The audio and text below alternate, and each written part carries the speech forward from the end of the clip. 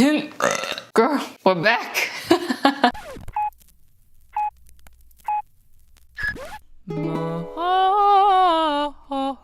More Mary. Hello, good morning. Welcome back everyone to another episode of More Mary. I am your host, Miss Mary Lou. Welcome back, welcome back, welcome back. I had a little bit of a break the last couple of weeks. I had some stuff going on in my life that is kind of evened out a bit. You all were really wonderful and supportive of me needing to take a little bit of time. Everything is gonna be okay. Poor Jacob had to go to the hospital and have surgery last minute, and it was all a lot and scary, but he's doing great. Anyway, today we are going to be diving deeper into one of the questions from my Q&A several weeks back. One of the questions submitted from Kahn K1 asked about inspiration. How do you stay inspired even when you don't want to do stuff? And how do you stay consistent and feel like you're not dragging your feet? I wanted to take that Q&A topic and expand it into a whole episode because I think inspiration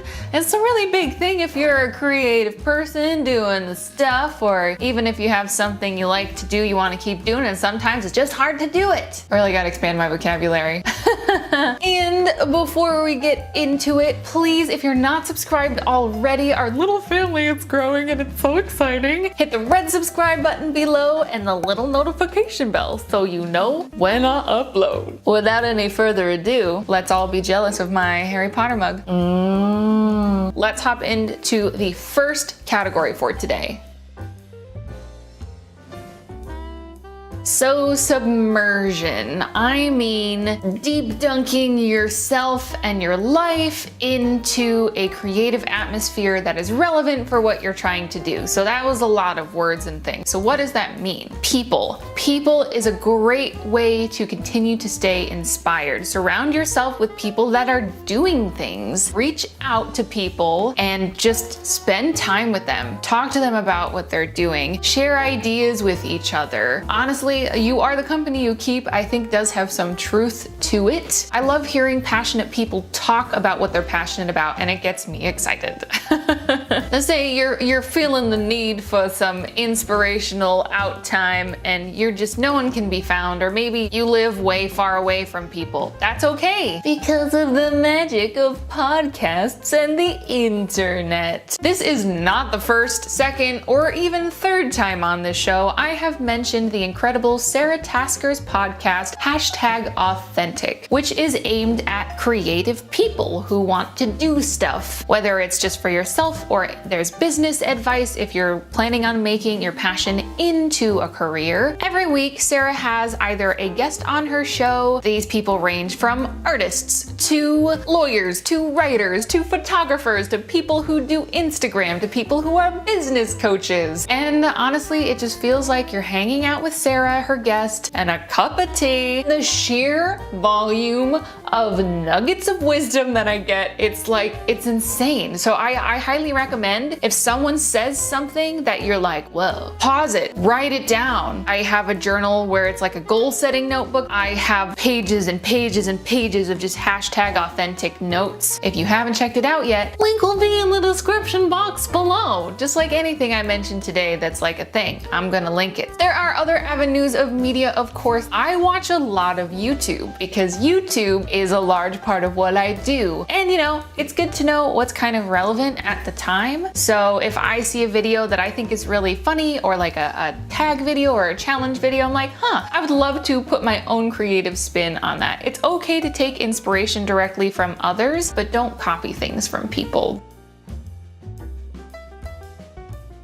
My next category, self-discipline, I know is something that I know people don't really want to hear because it can be really hard to do, especially if you're not in the habit of doing it. I have been an overly self-disciplined person for a really, really long time. Like, even as a small child, I would be extremely self-disciplined, and I've gotten to the point where it can be really detrimental. So my first point is balance is really important. You have to know when to cut yourself some slack. If you're super type A like me, I'm not just even talking about like creativity, I'm talking in life. Having a balanced life is just, it helps your art fall into place. I don't make the bed every day, and that's okay. I'm not saying you shouldn't make your bed, I'm just saying that most days that's just what I need to not do.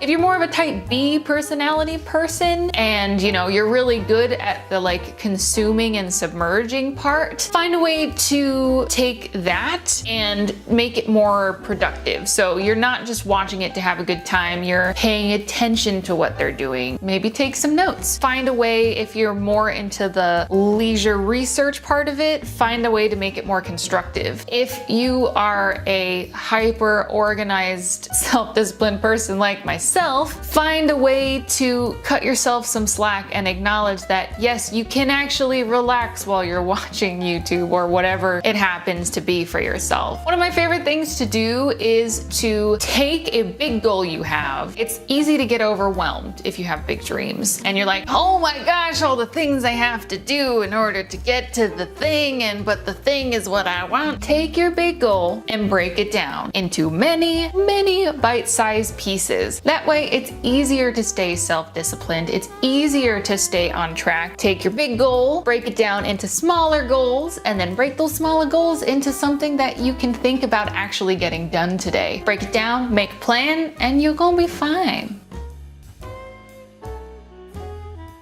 External accountability. What does that even mean? I thought about putting accountability, but I feel like accountability can have a negative connotation with it. So I wanted to start with the preface of external, because we've talked about self-discipline already, but this is finding accountability from things outside of yourself. Get out of your own head. You're not the only person in this world. And I like to think of accountability more as motivation, which I see as more of a positive kind of word. Now, an obvious source of motivation for something like this, or if you're an artist on Instagram that posts or whatever, is your audience. Your audience is a great motivation. I think for me, it's seen as a good thing. They love having tea parties with you twice a week on YouTube, or they love seeing what song you wrote this week on Instagram or what painting you made. So having an audience that is excited to see that the work you put out is a great motivator. I mean, obviously it can kind of swing too far in the other direction, and you should still be making your stuff, because you like it. You gotta know, again, balance where to draw the line. Another way is to have some sort of constructed regular thing. And what I'm talking about specifically is meeting with people regularly and talking about what you want to do and then making plans to do it. You don't have to meet with other people. I definitely recommend writing stuff down in your notebook. It's just nice meeting with other creative people and having them help you break it down, having them cheer you on, having them being, oh yeah, my so-and-so person that I know did that, and these are some helpful things that they did, or yeah, I went through that about a couple years back. Creating a creative community and just having that support behind you is really awesome. So I hope this brief breakdown, probably not that brief, this video is probably gonna be really long and I'm doing Thriller all of a sudden because I don't know why. I hope this video helped you. It feels really great to be back. Thank you so much for all of your support while I did have to take my first ever break in 2 years. But last and most importantly of all, I hope you have a wonderful day and I will see you on Tuesday.